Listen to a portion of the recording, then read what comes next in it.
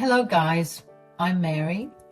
My husband Aidan and I were in a very happy marriage right until the day God took him away from me. He was my lifeline and my greatest support. Aidan was a husband like no other. So his unexpected death really crushed me and our daughter Sylvia. He was a doting father and together we had the perfect family. Aidan passed away after my daughter had just graduated college. Aidan was very proud of Sylvia's achievements, even when his own family dismissed them. You see, Aidan's brother Dale is actually a misogynistic man. Ever since Sylvia was little, he often made fun of us for having a daughter. He had a son who was the definition of a bully, but Dale always praised him because he was a boy. We usually ignored everything until Dale's son started to severely bully my daughter. He called her names and told her that she was useless because she was a girl.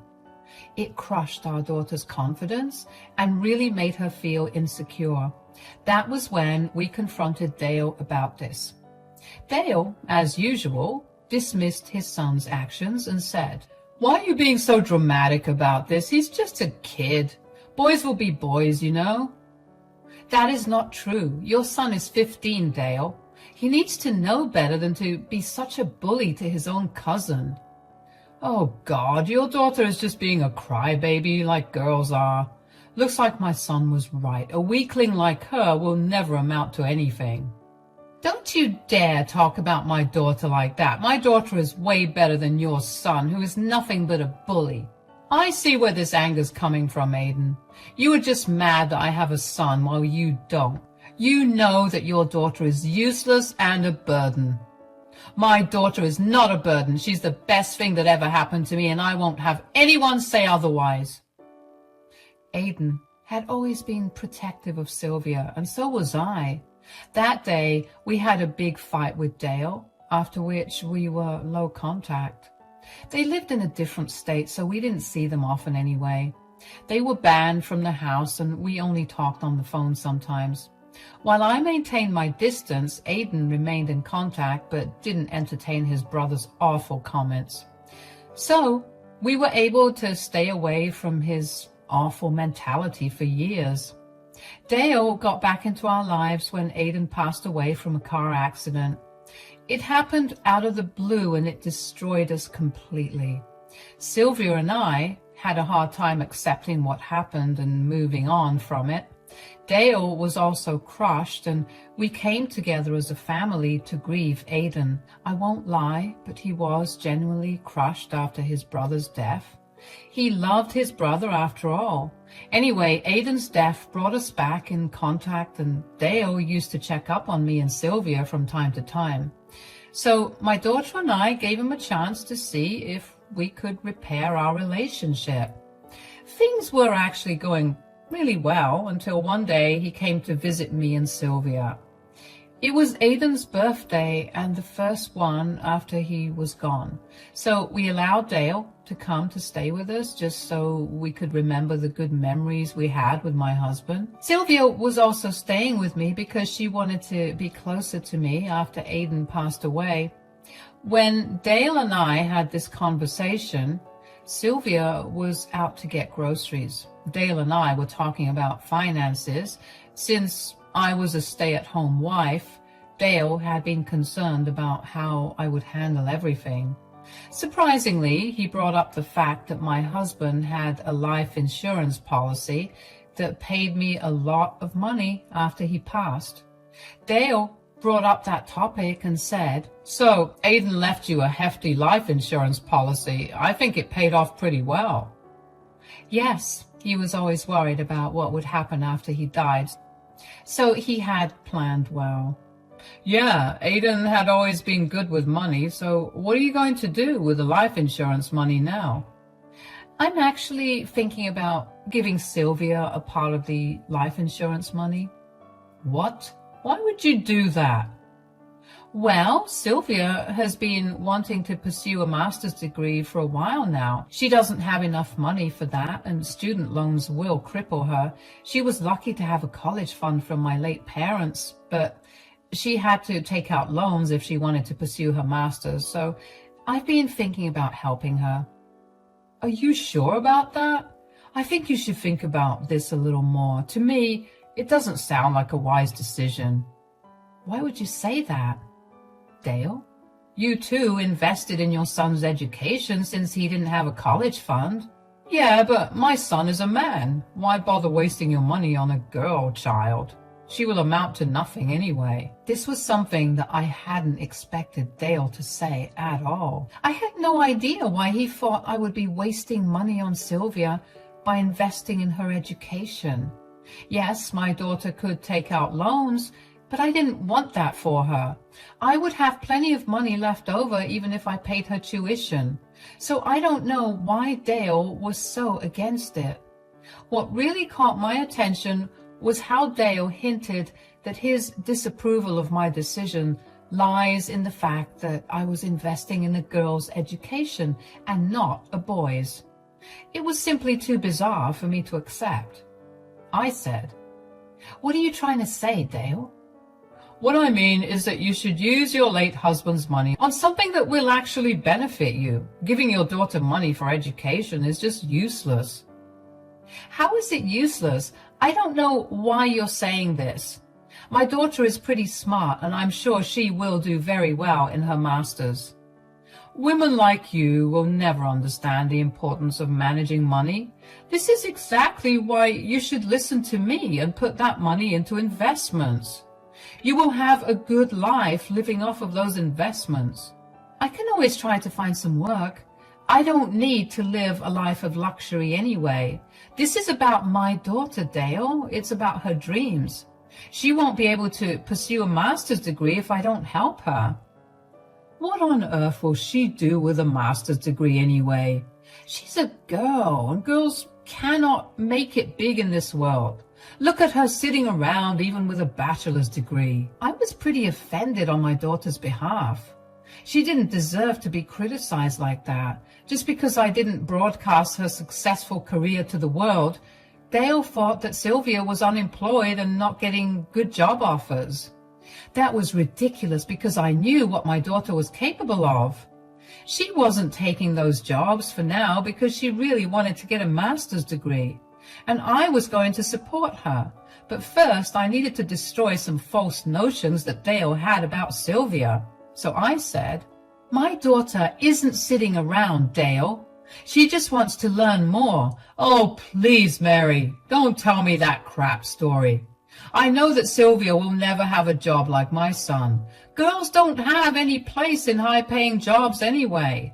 That is a very misogynistic thing to say, Dale. Why would you insult your own niece like that? I'm just saying things as they are, Mary. If you really want to prove yourself to be smart, you should take that money and invest it somewhere else. As for Sylvia, just ask her to trap some rich man and marry him. That's the best she can do to get to my son's level. At that point, I was extremely angry and offended by Dale's words. I wanted to defend my daughter and my gender, but didn't do that. I knew that Dale wasn't someone who would listen to me explain things to him rationally. He was truly a very small-minded man who thought women were only good for getting married and having kids. The comments he made about my daughter were just vile. It brought back a lot of negative emotions in me. I suddenly remembered why Aiden didn't want his own brother around. Dale kept on talking trash about me and my daughter. His general hatred for women was just astounding to me. I only tolerated his stupid speech because he was a guest at my husband's funeral. Plus, I knew that words wouldn't help my case, so I chose to wait for the future to show him how wrong he was about everything. I didn't bother wasting my energy on him. Instead, I held my tongue till he left the next day. Even after he was gone, he didn't forget to remind me that maybe I should make some good use of my money instead of wasting it on stupid women's impossible dreams. Yeah, those were his exact words. I didn't listen to my brother-in-law at all. Maybe some of you will think I shouldn't have spent so much money on a grown woman. But here is the thing, guys. I had always been a housewife and never had any financial independence. While that worked for me, I knew my daughter would be happier climbing higher in her career first. She was also a brilliant student, so I thought she deserved this opportunity. I'm sure my husband would have wanted it too. So I went ahead and gave Sylvia the money. My daughter actually started to cry when I told her my plans. She said, "I can't believe how much you trust my capabilities, Mom. Even after Dale told you not to do this, you still offered to pay my tuition." Wait, what? Dale told you about our discussion? Yes, Mom. He came to me and told me that I shouldn't be a greedy witch and waste Dad's money. That made me super mad, guys. The audacity of Dale really had my rage coming to a boiling point. My poor daughter was already traumatized by my husband's passing. She was still grieving and dealing with her father being gone. Dale, instead of being empathetic, was actually working on hurting Sylvia more. I was furious but kept calm because I needed to calm down my daughter, who was a crying mess. She really felt guilty for taking her father's life insurance money.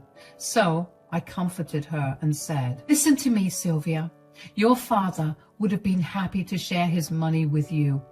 You know how much he loved you, right? He was also proud of you, Sylvia. I'm sure he would have wanted this too." But Dale said that. Don't you dare consider what Dale said, Sylvia. He's a horrible man who can't see your potential. Maybe it was because we never rubbed your achievements in his face. Anyway, his opinion doesn't matter. We will manage everything. I want you to study and get that dream job of yours, Sylvia. Thank you so much, Mom. I don't know what I would have done without you. I promise you that one day you will be able to look at Dale and tell him how wrong he was. I won't let you down. My daughter made me a promise that day. I, too, made a promise to myself. I promised that when my daughter makes it big, I won't be humble about it. I am going to rub it in Dale's face so that he can see how much he has messed up. But it was going to be a long time before that day came. Sylvia actually moved in with me to cut down on her expenses. Both of us had to get jobs to run the household. I hadn't worked a single day in my life after getting married, so it was a little difficult to get back into the workforce. But I managed to find a job and support myself. Yes, it didn't pay much, but I didn't live like a queen anyway. The house was paid off, and I had money saved for medical emergencies and such. Sylvia also worked after university and contributed to the household. Together, we had a pretty decent life. When Dale called and found out about this arrangement, he laughed and said, "You two are living proof that women are stupid. I told you to invest that money so that you can have a comfortable life." I have a pretty comfortable life, Dale. I don't think you understand that. I have no complaints about how I am right now. Oh, please, Mary. You're fooling no one like that. You had to take a minimum wage job even when you never worked a day in your life after marriage. Meanwhile, I have actually left my job because my son is giving me an allowance. I am truly blessed to have a son like him. Well, I'm pretty blessed to have a daughter like Sylvia, Dale. Good for you that your son is taking care of you. I'm happy in my life and you are happy in yours. You won't be happy for long, Mary. It looks like you'll have to work till you die. I pity you. Anyway, all the best, Mary. Let's hope you and your stupid daughter don't end up on the streets after these horrible decisions you've taken. I didn't bother to continue that conversation after hearing those comments. What was the point in arguing with him? I was happy that his son was taking care of him and giving him an allowance. He was happy with his life and I was happy with mine. But even when I was happy for him, he couldn't be happy for me. It really told me just what kind of a relationship we had. He had called to boast about his son giving him an allowance. He didn't call out of genuine care for me or my daughter. So next time onwards, I kept my head low and didn't give out too much information when he called. 2 years had passed since I offered to pay for my daughter's education. She graduated from university with a master's degree, just like she had planned. She worked so hard and completed so many good internships that she was offered a very high-paying role right after she graduated. She took the position because it was just one step closer to her goal. Sylvia was absolutely overjoyed. I attended her graduation with my sister and cried when she was handed her degree. Seeing her succeed in life really made everything worth it. Mom, guess what I found out today? What is it, Sylvia? Uncle Dale's son works at my office here. Oh my God, really? How did you know?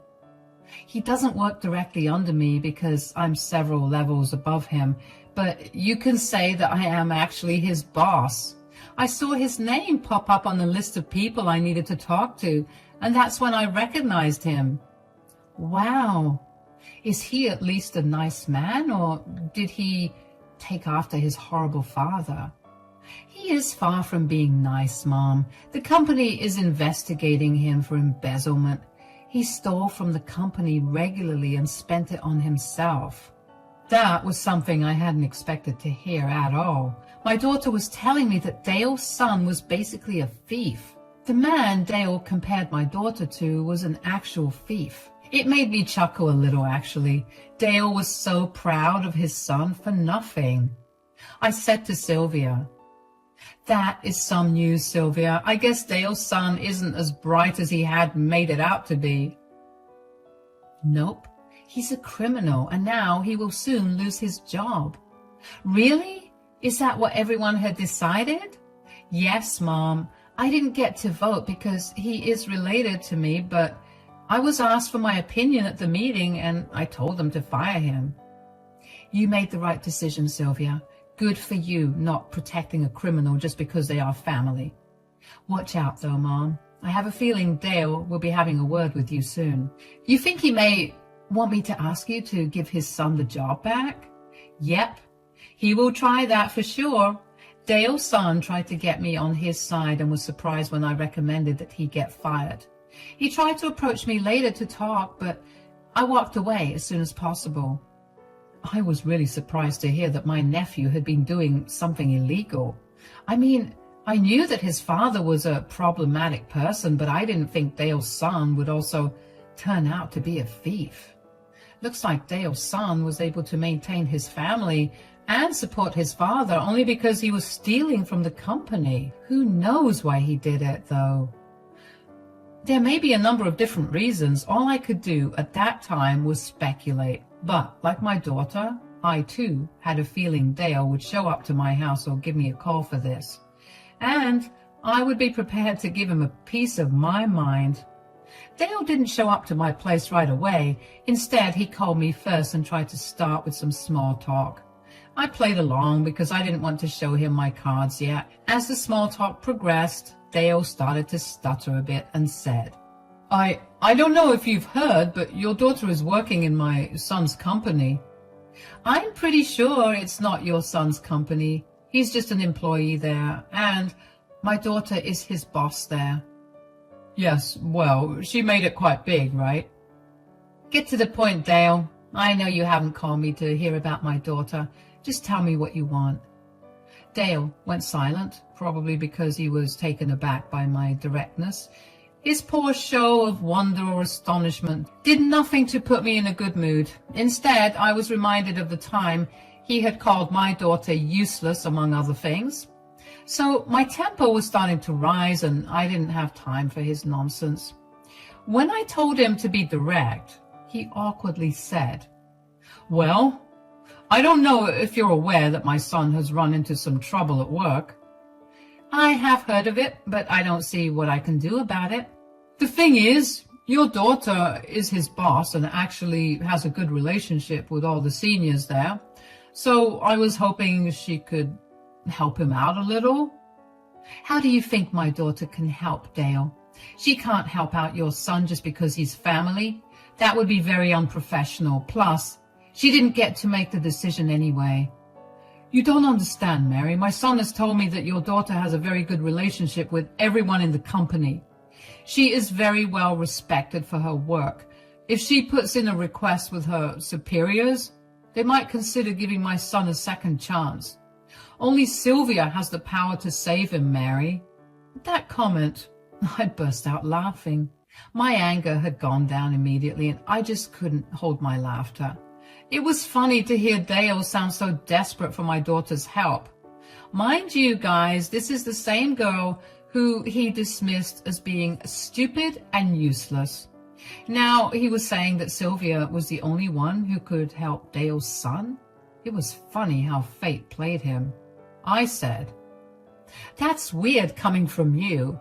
I still remember how you said that she would not amount to anything." "Oh, that. It was such a long time ago, Mary. Let's not talk about that.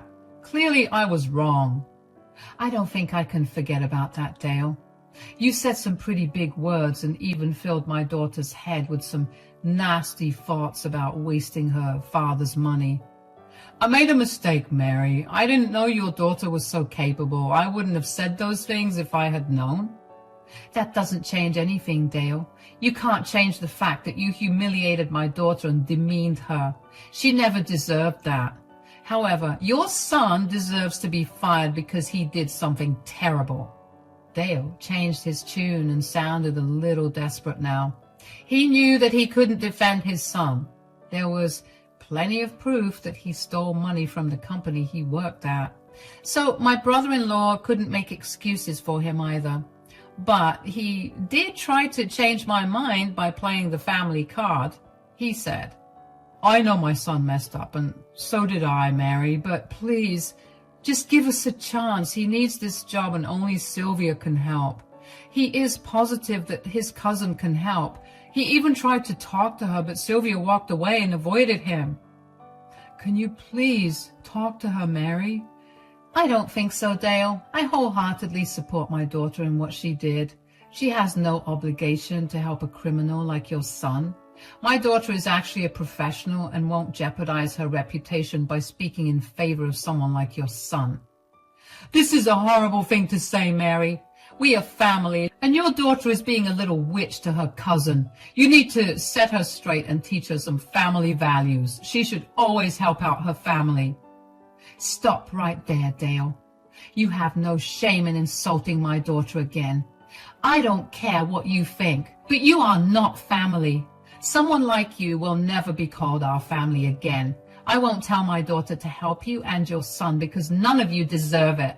I said that and hung up on Dale before he could sprout some more nonsense about family values and such. His entitled attitude made me angry again. Despite everything that happened, he still tried to criticize my daughter. He had absolutely no shame and deserved whatever was coming to him and his family. Dale's son also bullied my daughter a lot when they were younger, and that's why we stopped contact with them anyway. So I can't say Dale's son is a good man either. Besides, justice must be served, and the boy absolutely needed to be fired. Dale kept trying to reach me over the phone and even texted me from time to time. He was trying to make me feel guilty for not helping his son. He also said some crap about how family helps family and other things. It was infuriating and entertaining at the same time. Who would have known that Dale would be desperate for me and my daughter's help? I did know that my daughter would become successful and show Dale that women can excel in their careers as well. But karma came back very hard for my brother-in-law. He was in big trouble and actually ended up flying to my city to see me. A week after our phone call, Dale showed up on my doorstep looking haggard and weary. I let him in because I wasn't going to shut the door in his face. I'm not that kind of person, so I let him come inside my home. He looked really nervous and kept fidgeting. When I asked him what the matter was, he said, "You know what the matter is, Mary. My son is about to be fired. Things are really tense at home." "Ah, yes, I remember that, Dale. Your son really shouldn't have stolen from the company." "What can I say, Mary? He knows he messed up. He's really sorry about it." "I guess being sorry won't help him now." No, being sorry won't help. He tried his best to make his bosses understand, but they're not listening to him. Sylvia is our only hope. Please tell your daughter to give my son his job back. Only Sylvia's word will save him now. I am pretty sure you said that my daughter is useless and won't amount to anything. Look what happened now, Dale. You are here begging for your son's fate, which lies in my daughter's decision.